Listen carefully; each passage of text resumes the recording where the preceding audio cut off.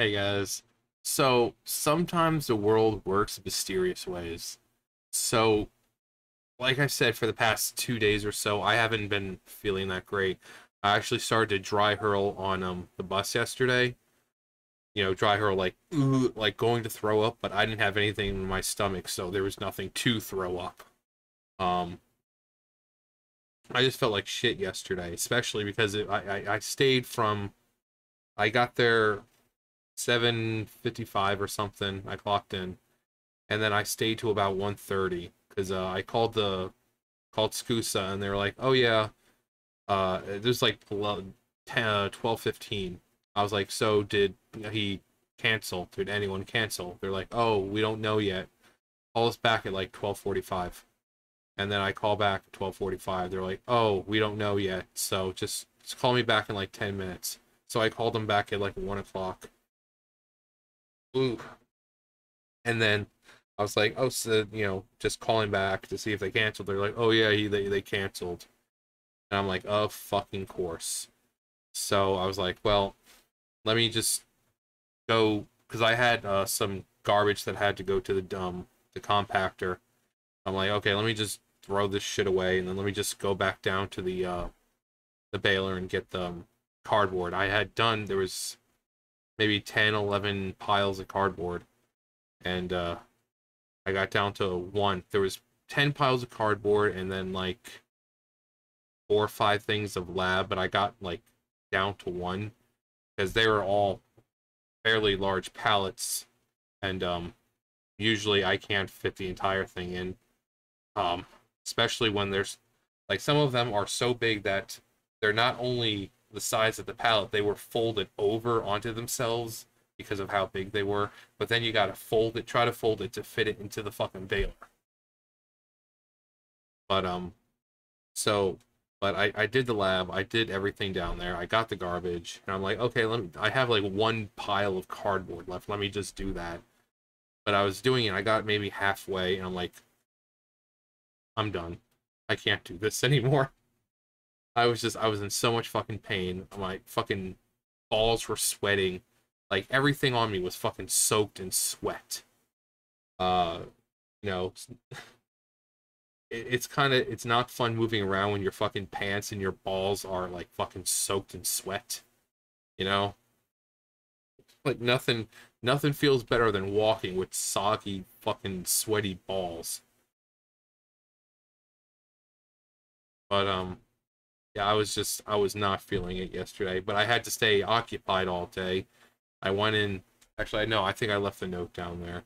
She was like, "Oh yeah, get this, get that. People are gonna or people down in area stay busy."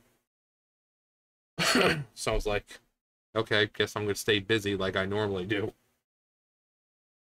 But yeah, then I was like, "Okay, well, if I still feel like shit, I'm just gonna stay home."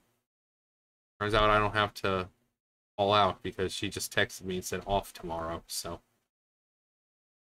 sometimes I get lucky in my life. Most times I don't. But I have not been feeling good lately. One of you guys said that your their niece just got over like a stomach virus or something. I wouldn't be surprised if that's if I had some kind of bug. People were like, well, one of the women were like asking me how I was. I'm like, I feel like crap. And because I was describing what I had, she's like, maybe you have COVID. I'm like, no, no. I'm like, I guarantee you it's because I'm only getting like an hour of sleep a night.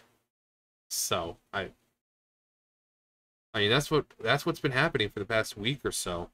I mean, I haven't been sleeping well since Venti died, but then this last week I've been going to bed at like 12 and I've been waking up like 1 o'clock, 1:30 every day, and then I've been staying up the entire time. So on days like Sunday, right? So Sunday, uh, I go to bed 12 o'clock. I wake up 1:30. Well, I work Mondays, so instead of trying to go back to sleep, I tried to go back to sleep, it didn't work. So I stayed up from like 1 o'clock, 1:30 to 7 o'clock when I got picked up by the bus, went to work, and that's just how it's been all week. So like yesterday, So same thing on Tuesday night. I went to bed around 12 o'clock in the morning. Woke up around 1:15, 1:45. Stayed up until the freaking bus came to get me. Went to work. Worked all 5 hours. Like, it's not like I went to work and I only had like a little bit to do. No, I worked all 5 hours. I did maybe 6 bales of cardboard, one lab, and you got to remember, like I said, it's 100 something plus degrees down there. So not only didn't get any sleep, I'm also in this extremely hot area, and you know what heat does to you. So I haven't been feeling good. Tried to keep stuff down. I managed to eat today, but then a little bit. So, but at least I have a 4 day week. Yeah, it was a 4 day weekend because Thursday, Friday, Saturday, Sunday. I was off today. I'm off tomorrow, so technically it's a 3 day weekend as of right now. But I had off today, so I had 4 days off in a row. So, but just not feeling good at all.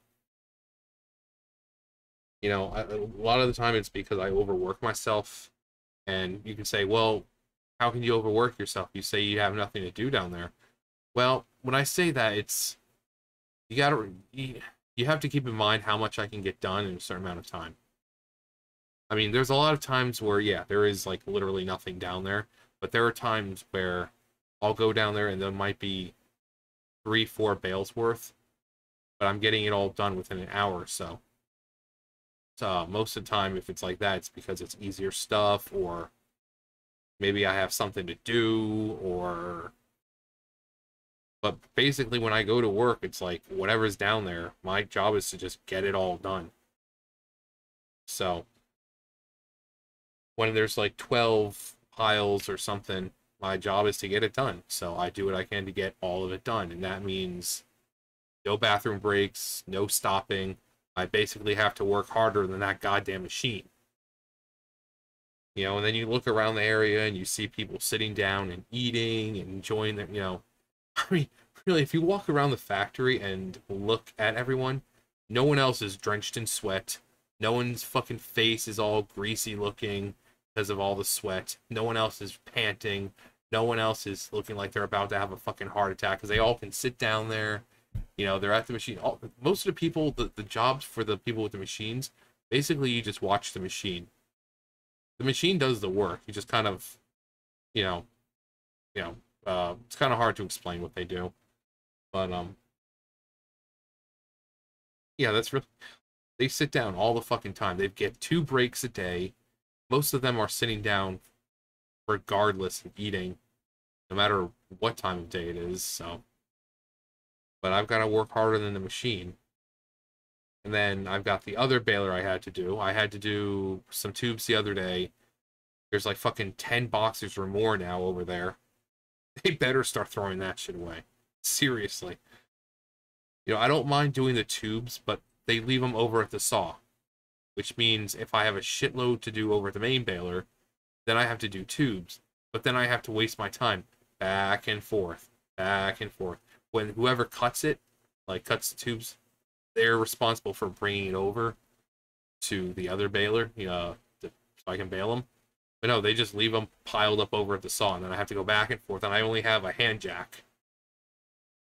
So it's back and forth, and they're not like boxes. They're filled with cardboard tubes that are about, I don't know, that thick, or they're that big, and they're about that thick maybe. They're big fucking tubes, and then they cut them down, and so these boxes are not light.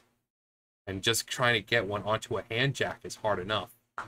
I mean, some people might be able to do it easily, but again, I've got fibromyalgia. I'm not strong anymore like I used to be.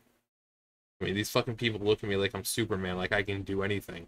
It's so nice that people think so highly of me. But, yeah, back and forth, like fucking 10, 20 times. No. And then I've got to do the main baler.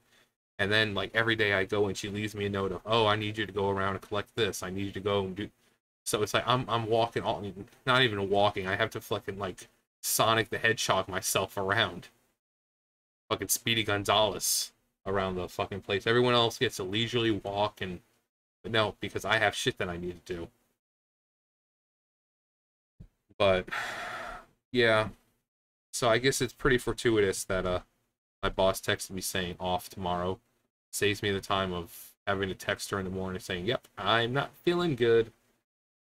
But also, still no word on Venti. I figured he would have been back by now, but considering my landlady doesn't really have much time to leave by herself because she's like I said, Carolyn was going back to North Carolina. Not North Carolina. I'm in North Carolina, John.